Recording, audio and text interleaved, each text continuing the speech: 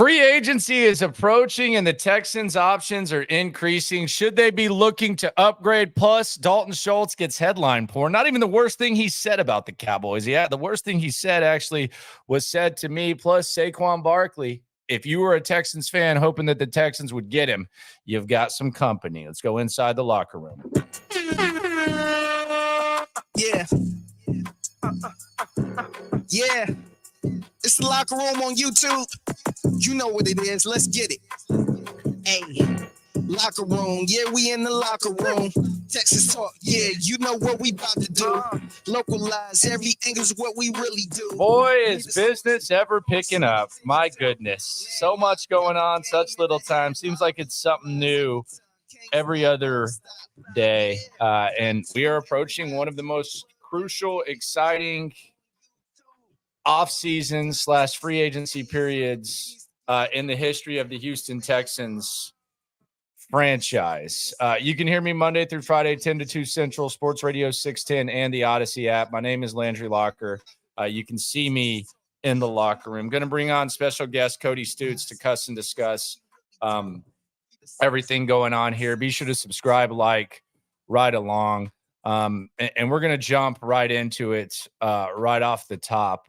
Cody, safety has been something that has gotten a lot of steam. The safety market is insane.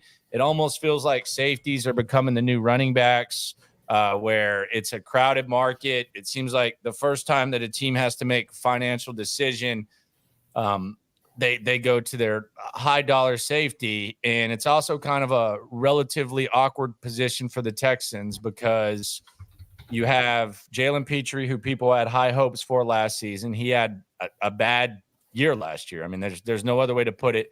And you have Jimmy Ward, who's getting older, and he wasn't able to consistently stay on the field. And now you have a safety market that is very crowded. Where do you sit on how the Texans should approach safety? Should they stay put? What are we looking at? They've got to add somebody to challenge Jalen Petrie and Jimmy Ward on a regular basis. And that's the very minimum that they have to do. You have to have somebody that if they have a good training camp, if they have a good week of practice, they move one of those two guys down the depth chart. Now, that's not MJ Stewart. You know, he's a nice backup. That's not him. But another veteran from who got cut recently, or a young guy that pushes one of those guys down the depth chart from day one, the Texans have got to do something to add to the safety position. It's one of the positions that DeMeco Ryans addressed specifically at the scouting combine and talked about, hey, we've got to be more consistent. We've got to stay healthy. And the way that I want to use my defense, I want to use the safeties more than I used them last year. And they've got to add to that position if he's going to be able to maximize the safety spot. Yeah, and I think it's a lot like the running back where, I mean, you're going to be getting bargains and you're going to be getting clear upgrades. I thought the best way that it was put to me this morning on the radio program, which you can see here on YouTube and here on the Odyssey app, Sports Radio 610, 10 to 2 in the loop, was let's just pretend that you put Jimmy Ward and Jalen Petrie in this mix of safeties. Where do you rank them? And I thought that was the most enlightening way that it was put to me. Brandon Scott put it that way. And I mean, I think that right there will tell you everything you need to know about where we're at when it comes to the safety market and where the opportunity is for the Texans to upgrade. I mean, you look at the names that are out there right now at safety. You have Justin Simmons, you have Jordan Poyer, you have Jamal Adams. No, thank you. You have Kevin Byard, you have Quandre Diggs, you have Rayshon Jenkins, and you have Eddie Jackson. So, did you mention Geno Stone? I did not even mention Geno Stone. Yeah, Geno Stone had 7 interceptions last year for the Ravens and helped solidify the back end for him. Like, there's a lot of really good safeties. Like, it's almost a shame that the Texans are sort of beholden to the two guys they have, because there's a laundry list of potential upgrades out there in the safety market. Young and a variety of different guys too. You want a young guy with potential who played really well this year? Boom, Xavier McKinney. You want an old guy who's, seen a lot and been through a lot of stuff and is still really good. Boom, Justin Simmons. You want somebody kind of in the middle there. There's opportunities for you there too, like, Geno Stone. So it's like, there's a lot of different safeties. Like, pick your flavor. It's like Baskin Robbins right now. Yeah, and I think the most popular flavor right now, and perhaps the best player right now that comes up the most is obviously Simmons, and Simmons is the guy that we did sign or decline leading up to the week of should the Texans sign Justin Simmons. I don't know. We can get into that, but when I read what they said about him in Denver, and I was just like, okay, well, that kind of seems like a Caserio, D'Amico Ryans right kind of guy. You read the statement: Justin Simmons' impact as a Denver Bronco extends far beyond his exceptional play during 8 seasons with our organization. In addition to growing into an all-pro and team captain, Justin became our perennial Walter Payton NFL Man of the Year, devoted to uplifting others and using his influence for positive change. Whether it was in Denver or his hometown of Stuart, Florida, Justin inspired and mentored countless youth while providing unwavering support to the community. The hundreds of hours he spent at the Denver Broncos Boys and Girls Club will be as much a part of Justin's legacy with the Broncos as his leadership, dependability, and many interceptions. Justin will always be a Bronco, and we thank him for the outstanding manner in which he represented our organization on and off the field. We wish Justin, his wife, mentions her name, and their children the very best in the future. That just kind of sounds like a D'Amico Ryans Caserio kind of guy, and that is a hell of a stat.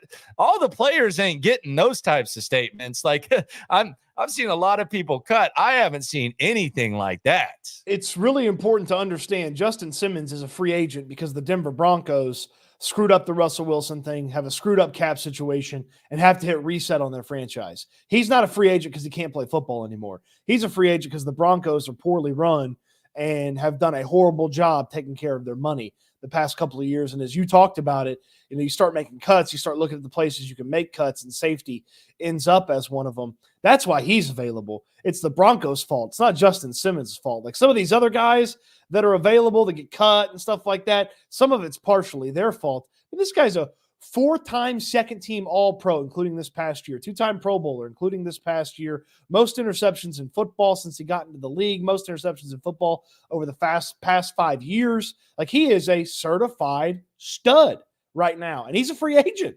And it's like, and he's not going to cost what he just cost. I had somebody last week, I was just BSing and talking. They said the Texans should trade for him, and I was like, nah, I'm not really into giving up draft capital. Well, now you can just sign him. And he's not going to cost $15.2 million like he did for the Broncos this past year. Yeah, and the other thing about it, and this is another angle of this, like if you can go at the safety position and you're not paying max value, if you can go from what you got last year from Jalen Petrie and the committee to Pro Bowl / all pro caliber play, which Justin Simmons is still capable of. I mean, that's the kind of jump, especially given what the price is going to be. That's the kind of jump you'd like to take. And the other thing, that the biggest myth here for me, and it is the Locker Room, #1 source for Texans daily digital content. Be sure to subscribe, like, right along. Also, if you're into the art of the written word, which Cody Stutes does daily for you, he's going to work his ass off for you. And you want to get that subscription to Houston football, go ahead and do that. And while you're at it, subscribe to his channel as well. But there's kind of a little bit of like I think a misperception when it comes to the Texans signing a safety. And I think there's kind of a feeling like this is the same thing as like Kenyon Green. Like if you brought in a guard or someone beat out Kenyon Green, and are you basically giving up on the player? And is this guy, are you basically just like cutting your losses? The answer is no. Like Jalen Petrie right now, he had a very bad season last year. Do I think that Jalen Petrie like is a lost cause? Do I think there's no hope for Jalen Petrie? No, I think Jalen Petrie could end up being a good player, but he's only been in the league for 2 years. You're not even you're halfway through his rookie contract. So if if Justin Simmons comes here, and maybe you have Jimmy Ward playing more nickel, and maybe you find situational opportunities for Jalen Petrie and use him on special teams and as a reserve safety, and maybe, because I think it's very possible because of the way he's wired and the way that he works and the way that, I mean, the Kenyon Green thing, there's a lot of questions about, is he in shape? Is he, all that type of stuff. That's not the question with Jalen Petrie. Jalen Petrie just had a crappy season last year. Yeah. And that's just the reality of the situation. I think based on the standards he had, he would admit that. Does that mean he sucks? Does that mean you're giving up on him if you bring in another safety? No, it means you're making your football team better and you're keeping a guy around. And unlike a guard who, if Kenyon Green gets beat out, he's not going to be holding his helmet on the sidelines a lot of the time. They're probably going to need him quite often. There's a lot of other opportunities, and Jimmy Ward can't stay healthy 100%. So you might be called upon. So I don't think that bringing in another safety is giving up on Jalen Petrie. I think it could elevate Jalen Petrie and keep Jalen Petrie out there. And I don't get why that's so hard to understand. Like, it's not, you don't have to carry the guy's water. The job of people in media should be to evaluate. If he plays really good, you say he played really good. If he plays really bad, you say he played really bad. He played bad last year. But bringing in a safety is not giving up on Jalen Petrie at all. He would stand to probably benefit from watching two guys who are veterans who've done it at a high level play safety.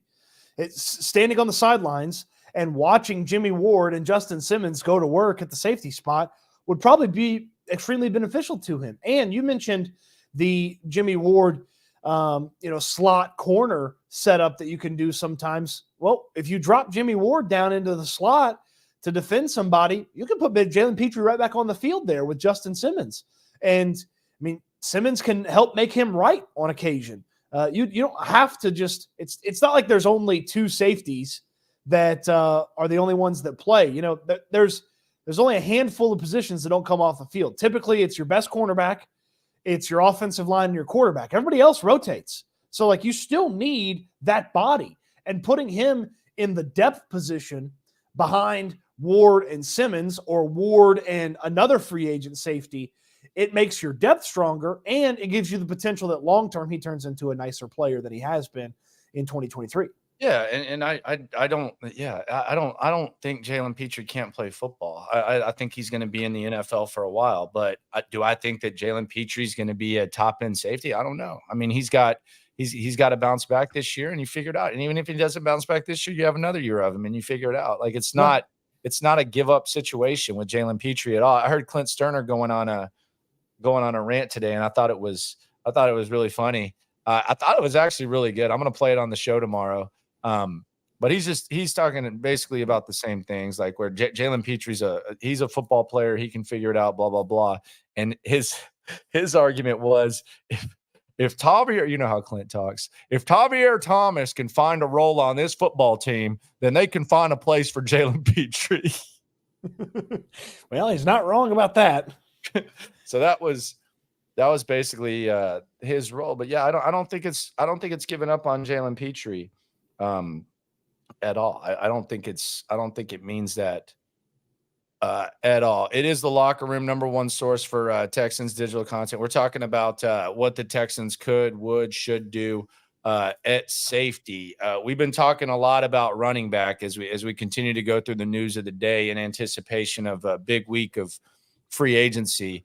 One thing about pursuing a safety that I don't want anybody to worry about here, with maybe the exception of Curl, the Washington guy, and McKinney, the Giants guy, money. The pursuit of these guys does not stop you from doing any of the other things we have talked about. No. If you want Justin Simmons and you still want Saquon Barkley and you still want Frankie Louvu, you can do all of that. That is totally possible within the realm of possibility. So we're not talking about an addition at the safety spot at the sacrifice of doing something else that we have all talked about here in this offseason. So I don't want anybody to be worrying about, counting the money and counting the cap space. You can do whatever you still need to do with a safety addition for the most part. So M21, and y'all be sure to smash that like button. When you go back, smash that like for me. I'm not going to sit here and beg for it. I'm not going to do some corny ass, like, how far can you kick a field goal or whatever the hell that type of thing is, and put that in the comments. But yeah, just do the like button. And, we're in Houston covering the Texans. So that's where that's at. So M21 says Barkley to Houston. There's some new buzz going around, and this made its way to WIP, our sister station. They're talking about Saquon to Philadelphia. Obviously, he has Pennsylvania ties. He was at Penn State. It's kind of that region. They don't know. They're probably moving on from Swift. They like to run the ball. So the Texans kind of have some company when it comes to the Saquon buzz. How would that make you feel? For me, I think that would almost be the second best scenario for me. I don't know why. I have a healthy amount of fear. We played Fear Factor today. I feel like any weapon that Baltimore signs is going to scare me, because despite Lamar Jackson being an MVP last year, the Odell Beckham Jr. thing didn't go according to plan. I'm actually glad that DeAndre Hopkins was off the market for them. I don't know if I'm glad, because the Texans got their ass kicked no matter what. So I guess it didn't matter, but they still need weapons. Zay Flowers is going to be really, really, really, really good. They didn't have Mark Andrews. So when I see Baltimore get a running back, or I see them add a receiver, I think it just naturally, although they did say Rashad Bateman's going to be a bigger part of the offense next year. I saw Harbaugh said that. I'm a big Bateman guy. It ain't there. So they don't. So if please run him out there and throw him the ball more, because it ain't there. Well, but anybody that they sign, I'm just kind of in the area where I automatically have some fear. And if Saquon went to Baltimore, I just wouldn't really feel too good about that. Here's what I would say about the Saquon Barkley conversation and the Texans. Unless the New England Patriots want him or the Washington Commanders want him, if you want him, you get him. You've got more money than everybody else. Pay the guy. The Texans have almost $30 million more in cap space than the Eagles. Don't let the Philadelphia Eagles get Saquon Barkley if you really want him. Now, if you are comfortable with other options, I certainly understand letting the Philadelphia Eagles get him. And then as far as like your conversation about like, hey, weapons ending up in certain places that could be annoying for you. I mean, I'm with you. But Baltimore, it feels like anybody that they get. Derrick Henry's been tabbed to them for. I think I talked to you at the trade deadline last year. I said they should trade for Derrick Henry. And if they get Derrick Henry in Baltimore, I'm going to assume that he's got another, lead the NFL in carry season under his belt and get it going, regardless of the age. Like, it's very interesting and fun to see how these other teams are going to approach the running back position when some of them have some in-house options. Like the Texans currently have Dameon Pierce, and that's it. And I don't know how many of us want to watch Dameon Pierce run the football again with how poor it looked in 2023. Like the trust factor is really, really low. And so with that, it's like the Texans have a lot of work to do with the running back position, and you can't guarantee that you're going to have the opportunity to do it with the draft. You can with free agency. So Bucky Brooks said this on NFL Network. It's kind of a hypothetical, but I think it generates an interesting discussion. And at Landry Locker on Twitter, at Cody_Stutes as well. So he had free agent running back fits. He put Saquon in Dallas. He put Derrick Henry in Washington. God bless him. And then he put Josh Jacobs in Los Angeles with the Chargers. So my question was, if this happened, what would be your next goal for the Texans at running back? It's a great question.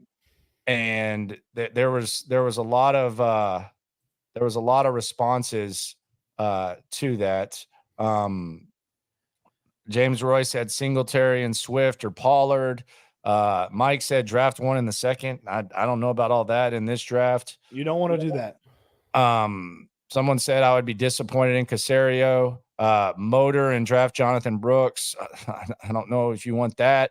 Austin Eckler along with keeping Singletary. Draft Corum out of Michigan. Draft Jonathan Brooks. Sign Singletary. Swift. more people talk. There seems to be a lot of Swift in that situation. There's a 979 H-Town fan says Tony Pollard. Someone else throws out Joe Mixon. Where would you be in that if that scenario played out? I'd be very much geared towards Singletary and being within a pecking order. See, I'm there no matter what. Singletary and is a thing for me. Sure. I just think if you go Saquon and you want to get somebody that's not Singletary to be his backup, I'm fine with that. But if you don't get Saquon or Jacobs or even Derrick Henry, I'm very much in Singletary and mode, with my pecking order beyond that being probably Swift, Pollard, and then Zach Moss from Indianapolis. Like that'd be my Zach 1, Moss. 2, 3. Yeah. Whew. Yeah. You don't think Singletary and Zach Moss could get it done? No, thanks. It's not no, thanks. I want a workhorse and Singletary. I want Singletary and Barkley, Singletary and Jacobs, Singletary and Henry, Singletary and Eckler, Singletary and Pollard. Like I want something like that, not Zach Moss. Well, Swift. You could even talk me into Swift. So, well, he's my third option behind Pollard and Swift. I mean, Zach Moss is a better football player than Austin Eckler is right now. Maybe. I mean, I don't know. If they bring in go ask the Houston Texans week 2 how good Zach Moss is when he ran it down their throats and demolished them for 3 quarters of football. So you want to go Bill O'Brien and just sign everyone that does good against you? That sounds fair. No, I just think that a guy that against the AFC South had about 5 yards a carry is a pretty good guy. The thing about the running back position for me is I don't think that the Devin Singletary. I think Devin Singletary should come back no matter what. I don't think any of that should matter with the way the market's going to speak. The other thing is this, and I look, I get that it's a thin running back draft, but just because it's thin doesn't mean you have to draft one in the second round. Like it last year, if you were talking about drafting guys in the second round, like we could get down like that, but like next year.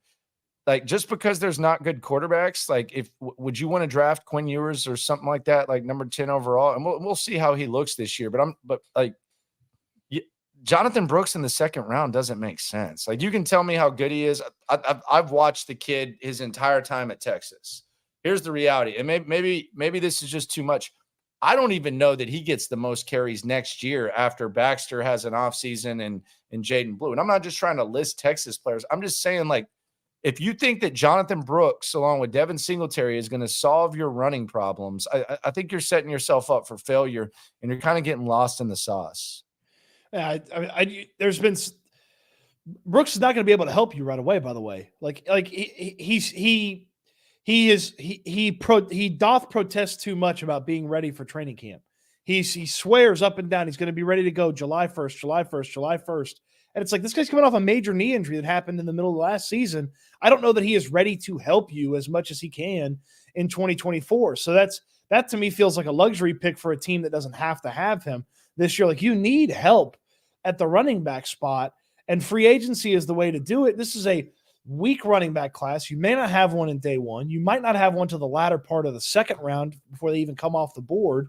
And you've just got to go through and make sure that you've got options ahead of the draft. If you want to end up with one later on in the draft, be my guest. Heck, Tyler Algier was signing one and drafting one later and seeing what's popping. Yeah, look, you can, if it's going to be a draft that people feel like kind of drops off after the 4th round, then use some of those late round picks on taking a flyer on a running back. Get him in here, have him play some special teams. Remember D'Amico telling the Elijah Mitchell story? That was one of his first stories about running backs where I think they'd already drafted Trey Sermon on day 2, if I'm not mistaken.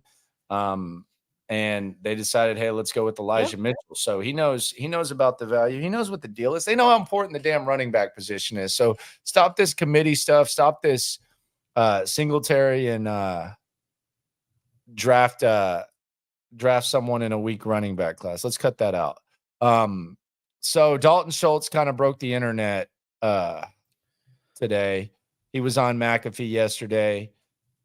I thought he kind of got headline porn, to be honest with you. I did not. Okay. I said it, and then I saw that McAfee had said the same thing.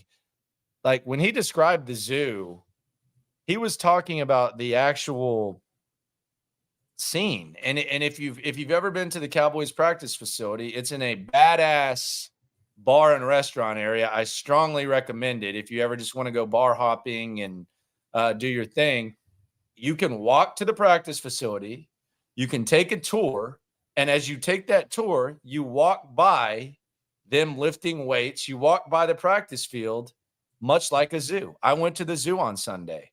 I walked by a clear window and I saw the gorillas, I saw the monkeys, I saw the giraffes.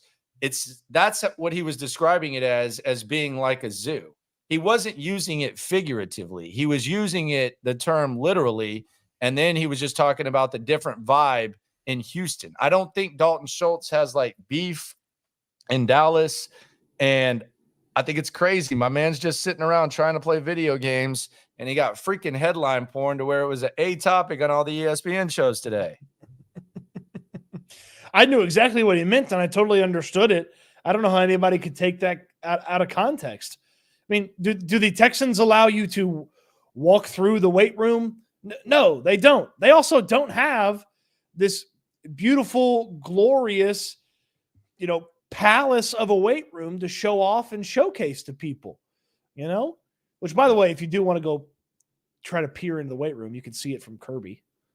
Yeah, you see it right there when you're going in the damn stadium on game day. Yeah. So I thought about this, and I don't even think Dalton Schultz, that's the most damning thing he said about the Cowboys since he's been a Texan. And the most damning thing that he said was actually his first interview in Houston, which just happened to be on my radio show, mine and John Lopez's radio show on Sports Radio 610, where he was asked about Bobby Slowick and what he thought about Bobby Slowick. And this is what he said. I thought this was more damning towards Dallas than anything. We talk about Slowick and the Pro Football Focus background. He worked there for 4 years, and then he went and coached and stuff like that. What's he like as a teacher? He's great.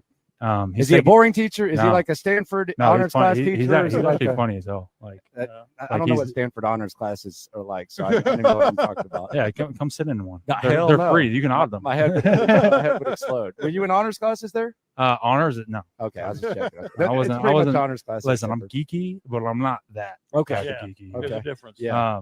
But Slowick. No, he's a great teacher. I think he's kind of, when we first got here, it was okay. These are the routes. Mm-hmm. These are the routes that you have on these concepts. This is what you got. And now it's kind of like peeling it back and saying, okay, this is the whole concept. You can do. This is the route. This is why we run it like this. This is why your split is what it is. This is why I'm calling this. It's because I want this coverage, because against this coverage, this guy is, stuck between three guys, So he's kind of diving into the bits, the bits and bobs of the installs. And I think for me, being somewhere like having a kind of mastery of an offense, like on my 5th year, like I wish I would have learned it this way year 1. Okay. Because like, I feel like I would have gotten to where I was year 5 in that offense much quicker. You know what I mean? Well, that answers a lot of our speculation. I mean, because I've been loving what I've seen from him from afar. No, he's great. But you're thinking, this guy's got it. Yes or no? Yeah. Yeah. So there you go. Bobby. And Bobby ended up having a good year, and Schultz had an all right year himself. But I thought that was more damning to the whole Cowboys organization and teaching and all that type of stuff than describing the practice facility. Yes, I certainly wouldn't be rolling around with Kellen Moore as my offensive coordinator with a big smile on my face if that's what Dalton Schultz was saying, that a guy that 6 weeks into being the offensive coordinator after being the run game coordinator, pass game coordinator, what was his final job title in San Francisco? Dalton Schultz was already saying that about the guy. Like, I mean, if I was Kellen Moore and the guys that coached the offense when Dalton Schultz was there, I'd be looking in the mirror, being like, what did I do wrong? Yeah, no doubt. No doubt. That's to me, that's always been one of the most important points about Bobby Slowick and about what he brings to the table is not just run it this way, do it this way, but why and how. And I wonder too if a lot of the why and how that specifically Schultz learned, it helps him when CJ Stroud's talking about, Dalton actually carried a route deeper than the play was designed to because he knew that it would set up Tank to do this. And I'm just like, oh, okay, like that's stuff that not every tight end can do. And so it's like, that's why keeping Schultz was so important, because he had sort of that unique smart guy stuff. Also, a Dalton Schultz observation for you. Okay. You knew with his supercomputers that he plays all his games on. Did you hear what he freaking said? That his stream was going to look good on McAfee. Like some people show up grainy and, with a delay. You knew his stream was going to look good. But did you hear what he freaking said about that? About the games? Yeah. What did he say? So I guess the first day after the season, he was still in football mode, and he woke up at 7:30 a.m. and he played video games till 3:30 a.m. Oh my God. Yeah. Oh, it's like was it like 3:30, bro? Was it like Cartman in that episode of South Park when he's like, "Me, the pizza rolls"? I don't know. Could he? You think he could teach a class on those games? Like, he's a smart guy.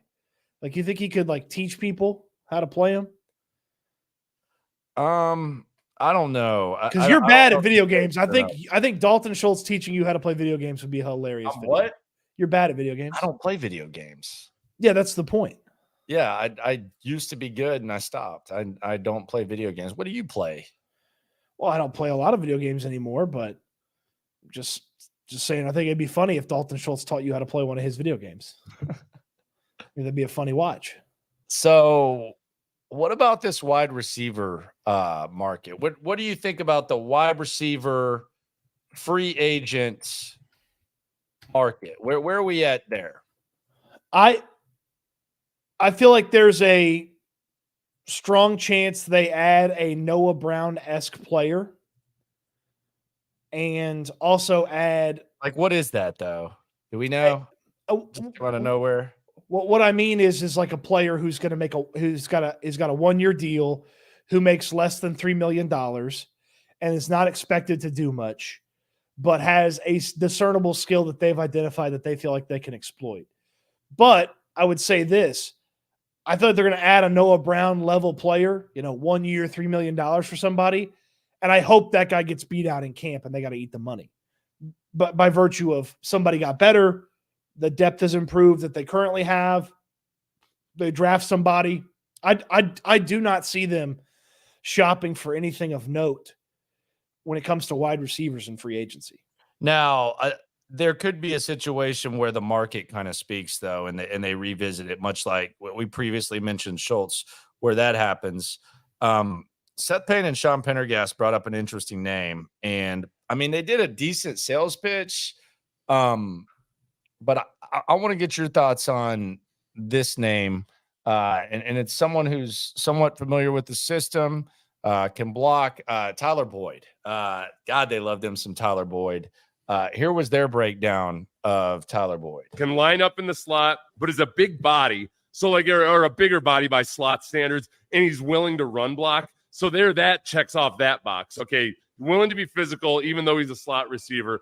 But you can have the other guys. You can have Nico and Tank Dell stretch the field and do all that fun stuff. But he reads coverages. He sits down in soft spots. He creates separation. He doesn't have the physical measurables. I think when D'Amico said that they look for separation, people immediately think, okay, who's the fastest? Like, no, there's other ways to create separation. And by reading zone, but then when you're in man, running your routes really well and everything, Tyler Boyd does all of that. You're also bringing him in and not asking him to do anything he wasn't doing in Cincinnati. He was the third wheel to Jamar Chase and T. Higgins. Here, he would be the third wheel to Nico Collins and a healthy Tank Dell. Spot Rack's market value for Tyler Boyd, 3 years, $26 million. I would do that in a second. That's under $9 million a year. Yeah. I would do that in a second. That's the guy who doesn't want to pay Saquon Barkley market value, wants to penny pinch Saquon. 3 years, 26 for Tyler Boyd. Is anybody paying their third wide receiver $9 million? I will say Dalton Schultz last year, it was 333 was the projection. So I don't think that's going to happen. But I do find it interesting that Sean Pendergast, by the way, Utopia podcast, think new episode dropped today. So check that out on the Sports Radio 610 YouTube. But I do find it just crazy just how disgraced the running back position is, to where you're basically willing to pay Tyler Boyd what you won't give Saquon Barkley. I feel like I'm actually living in Looney Tune land when I hear like the way the running back position is talked about, and then the way it's just like, let's just throw change at Tyler Boyd. And I don't disagree that he's a Robert Woods upgrade at this point in their careers, but it just seems nuts to me. That's a lot of money for a guy that's not always on the field. He's getting that though. Do you? I think he's getting that to be somebody's number 2 wide receiver, not their number 3. Like if he's going to be the number 2, he can make $8 million a year, but he's not going to get that money to be the number 3 wide receiver. Yeah, I just don't. The guy that I like on the market, and again, this is going to have to be for the right price, not the max price. I don't think these guys are getting the max price. I think there's a reason that Mike Evans signed the deal that he did. Like I think that this is going to be like the tight end market last year, and I think that these guys they're in for a rude awakening. Like, do you want to if you need a wide receiver and it's one of your needs, are you going to give Tyler Boyd a 3-year contract? Are you going to say, hey, let's draft one, even on day 2? Like that just doesn't seem like those types of guys. It doesn't seem like they're going to get what they warrant. The guy that intrigues me the most is Curtis Samuel. And I don't know what he's going to be worth, but I just think he's a guy who's been in football hell for a half decade, 2 worst organizations. He seems like a guy that you can do a lot of things with. Bobby Slowick, we know he likes to run the reverses and do all that type of stuff. He intrigues me, but I don't know what the price is. But if I'm going to pay close to what they're talking about with Tyler Boyd, I'm more of a Curtis Samuel type of guy than I am a Tyler Boyd, because that's a weird sales pitch to say, well, he's been the number 3 guy in Cincinnati, so he can come here and be the number 3 guy. Let's give him $9 million. You know, not he has unrealized potential and maybe this offense fits and we're going to go there. Like Curtis Samuel, I feel like he's just been in football hell. He perhaps hasn't been used right. And in this situation with these surroundings, he might be able to step his game up a little bit. I wonder if the shopping is just too expensive for these wide receivers. I know you've talked about the market could adjust this quite a bit. I just wonder if it's got to be closer to bargain shopping for this veteran wide receiver and then lean towards a young guy via the draft. Now, the scary part about the draft is, you know, if you like a certain bunch of guys and they're not there for you to draft, then you kind of screwed yourself. And then you got to go back to the veteran market again. And, you know, the useful guys may be off the board already. So I trust this offense I trust this coaching staff to teach somebody the offense if they have the skills to execute it. But I also wonder if familiarity is still pretty important to them, because there's guys who have played in similar style offenses that are out there that could fill needs for you that are not going to be as expensive as some of the guys that we've just talked about, like Curtis Samuel and Tyler Boyd. I think the first name is Cedric Wilson. I love Cedric. You know how I feel about Cedric Wilson. I know he is a way better slot receiver. I actually feel bad for Ceddy because when the Dolphins signed him, like he didn't anticipate that they were then going to go bring in Tyreek Hill. Yeah. And then you know, Jalen Waddle just was extremely successful from the slot as well.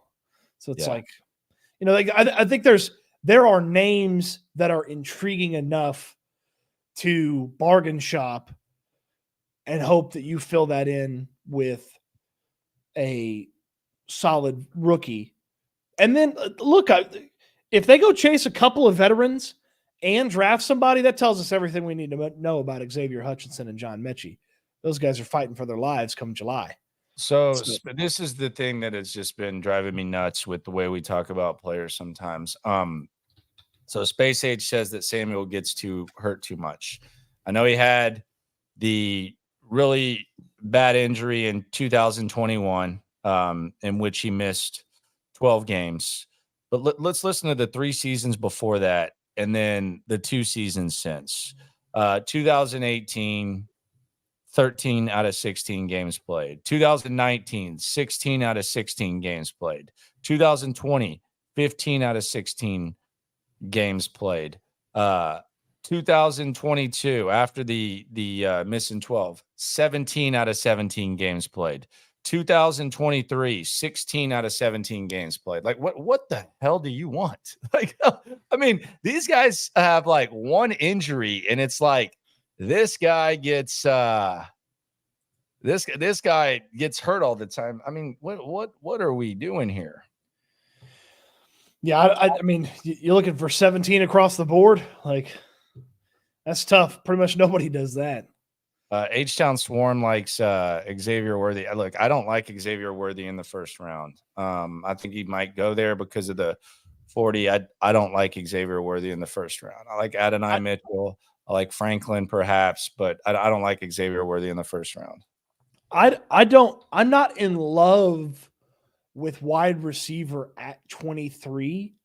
Trade back. But if they moved back 4, 5, 6 spots, then fire away on the best pass catcher once you get back there. Yeah.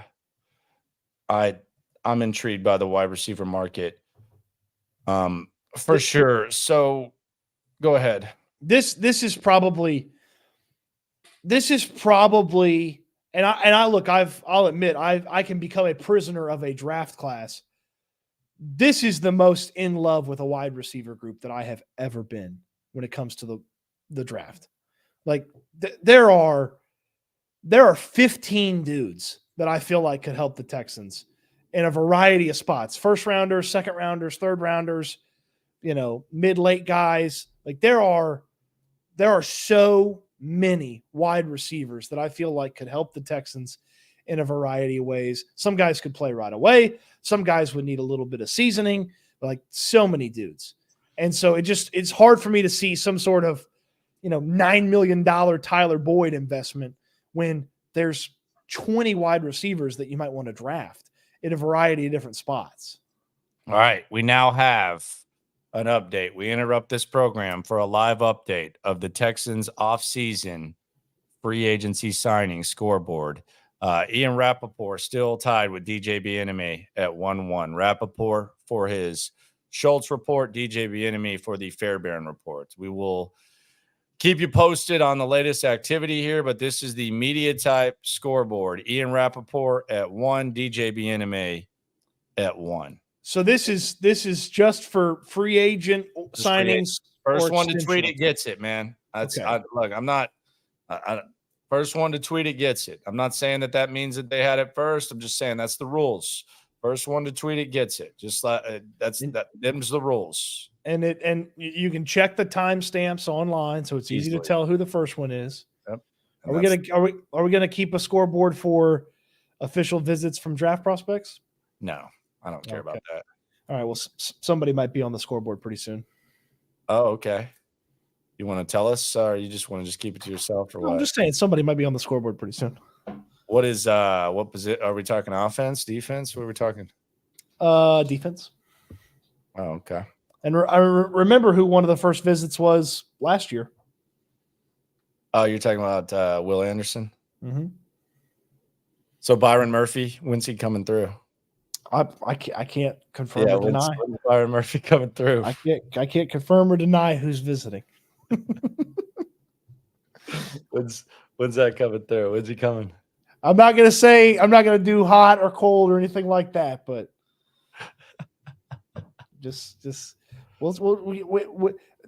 we'll just see. We'll just see who gets on the scoreboard. Maybe I'll keep score of that one. You ready for some stand-up comedy? So this was Steven Nelson's Instagram story. He was basically putting comments of people basically saying that the Steelers sucked because they got rid of him. his podcast again, just hilarious. No boy. I mean, like hilariously bad, not like good or anything, but he put this on his story as well. This was from PFF. Steven Nelson rumors. He's got the Cardinals and the Titans on there, so he has that up there. I think it's safe. I think Steven Nelson's going to be gone, especially with the crowded corner thing. But I'm not sure. I would probably bet on it though, and I would be in full support of it. I do feel like the cornerback spot in free agency. He's been good the last 2 years. I'm not saying that. I just think I think we've seen the best. I think the cornerback spot ends up being one of those positions where coaches kind of project and fall in love with like the idea of a guy a little bit more than what he can actually bring to the table. And so, guys go in and get a few extra $1 million for changing teams versus sticking around.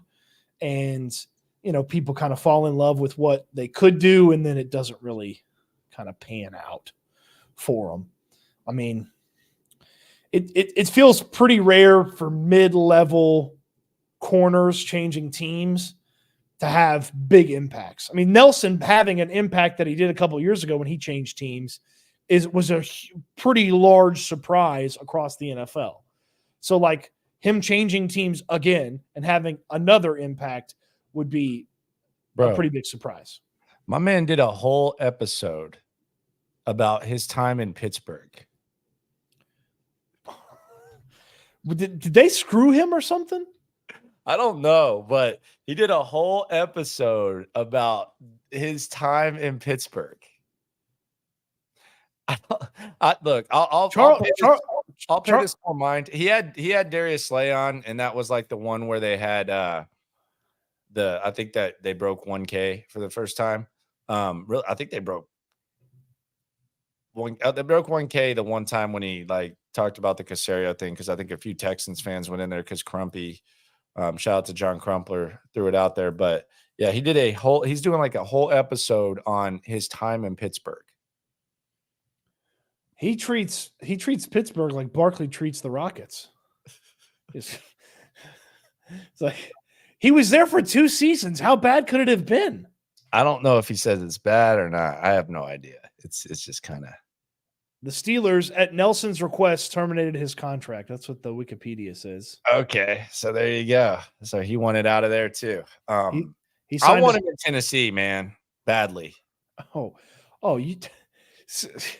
CJ Stroud wake up smiling Tennessee week. Yeah, he was good here, man. But yeah, him and that guy who's got a broken back playing corner for the Titans. Oh, that poor guy. Felt bad for him. So yeah, that's really where we're at. The running back position. What are the alternatives if the big 3 names are gone? Dalton Schultz, headline porn. The safety position, biggest take for me that I want to get across. Bringing in a safety doesn't mean you're giving up on Jalen Petrie. Steven Nelson trying to get ready for free agency, and business is just really picking up as a whole. Appreciate you for coming through, Stoots. It's fun. It's a good time. Very fun time. Be sure to like, please, before you leave, just be sure to like. Again, just simple like. No need for any shenanigans or anything like that. No poll questions in the comments. We're covering the squad. We're just trying to talk. Yeah, we're just chatting. We're in the mix, man. We're in the mix. We're here. Appreciate you, Stoots. I gotta get to the USC coaching board. See who the next coach at USC is going to be. Okay, yeah, I saw that Lincoln Riley was trending. I'm not quite sure why.